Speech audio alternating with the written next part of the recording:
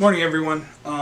Today's video we're going to be talking a little bit about the apparel system I use when I go on a western hunt.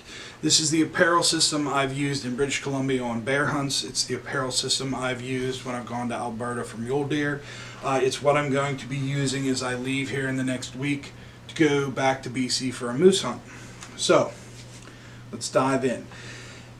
Most people, when they pick out the clothes that they want to take on a hunt, they look at patterns, they look at scent control, they look at how noisy is it. The reason that I have chosen to go with Sitka is there's actually a lot of science to their apparel systems, both in patterns, in materials, the way a system is built. So let's start by talking about base layers. Now, base layers are a piece of your system that is meant to be worn against the skin. It should be worn at all times. So for that reason, I run a couple different degrees of base layers. I wear a lightweight base layer, or if it's cold enough, I do move up to a heavyweight base layer. Being as I do more western hunting than back here in the east where I'm sitting in a tree stand, I go with Sitka's core base layers versus their merino base layers. The core is a little bit better moisture wicking. It's better for movement. If you're sitting in a tree stand, you want to take a look at the merino. It's a little bit warmer. So I have my lightweight base layer pants. This is what I use 99% of the time. Put this on right next to the skin, and if I need to, I can upgrade to the heavyweight base layer of the same thing. Just a little bit thicker, a little more warmth to it. For a shirt, I kind of went somewhere in the middle. I got the core lightweight merino shirt. Now this is something that is in their western line. It's a blend of merino with the core synthetic. I wear this mainly as my shirt that I wear all the time. It's a base layer, but it's also what I wear when I'm moving around a lot, as long as temperatures are warmer. Temperatures start to cool, then we have to start adding layers. So the first layer I add is the Apex system. The Apex system is also a merino synthetic blend. This is the Apex hoodie, and these are the Apex pant. Now, they're I don't want to say medium weight material, sort of a light to medium. They do come with knee pads in the pants, elbow pads in the hoodie for stalking in if you have to crawl. In my particular Apex system, I have removed those knee pads and elbow pads. It's just a comfort thing, but they're very easy to put back in if I would need them. Now, once you move from there and you get into needing a little more insulation for a shirt, I go with the tried and true Fanatic hoodie. Now, the Fanatic hoodie, in my opinion, is probably the most versatile piece in the whole Sitka lineup. You can wear it in the east, whitetail hunting, you can wear it out west. It is just a piece that, if you're thinking of purchasing some Sitka gear, this is the piece I would personally start with. This one's black because I bought it to hunt out of a ground blind, but if you throw something on over top of it, the black isn't really going to matter. The function of this hoodie is the reason I have it. Pants, once I need something a little warmer than the Apex, I go to the Timberline. As you can see, I've worn these pants quite a bit. They're very well worn, very well loved. I do leave the knee pads in this because a lot of times if you have to kneel down, there's a chance you're kneeling on cactus, rock, what have you. It's just some protection on your knees. These are not waterproof, but the DWR finish on them is quite durable. And I can tell you, I got into some snow situations in Alberta last year. These pants with the core lightweight bottoms underneath, more than adequate to keep me warm.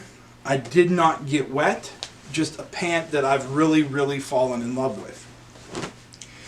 Another light piece that I wear, and I don't wear it for any sort of insulation or anything like that, is the mountain vest. The sole reason I have this is it's got wind stopper in it.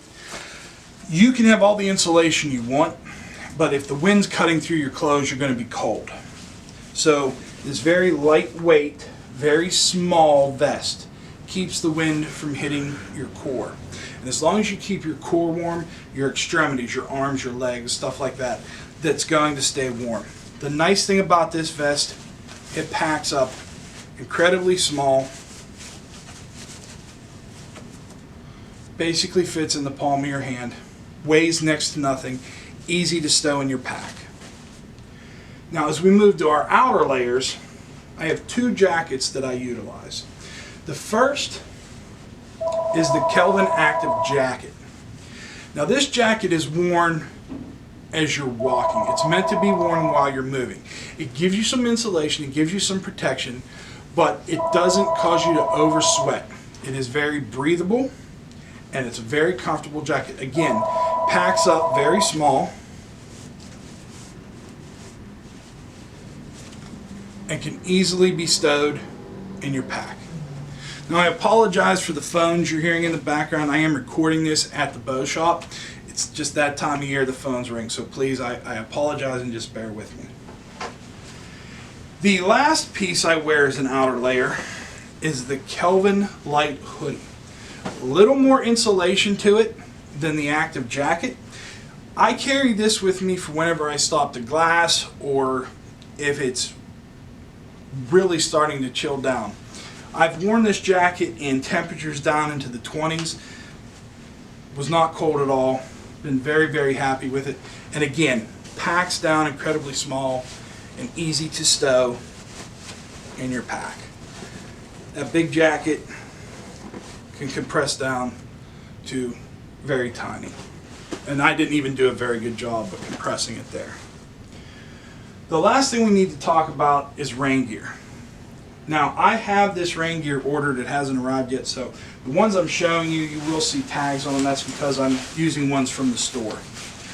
I went with the Cloudburst from the Subalpine line. 100% Gore-Tex, very waterproof, a little loud. Not loud, but they do make some noise. But when you're out west and you're stalking, especially if it's raining, the minimal amount of noise that these pants and jacket make, nothing's going to notice that. So those were the pants. This is your jacket.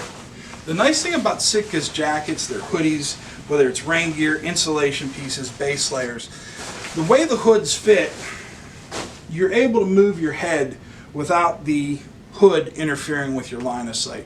It's a very nice feature, especially if you've ever been out in some other rain garments or some other insulation garments where you got to turn your head and you're looking at the inside of your hood. Hats, I wear two hats while I'm hunting. The first is the Ascent cap. There's really not much to this. It's a very lightweight cap. Its basic function is to just give you some camouflage.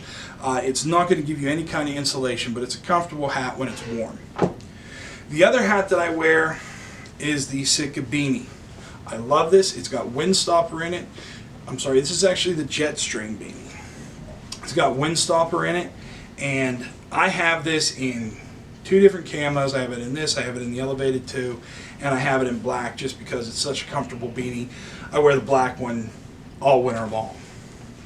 Gloves, I mainly rely on the Traverse gloves. They're a light to glove.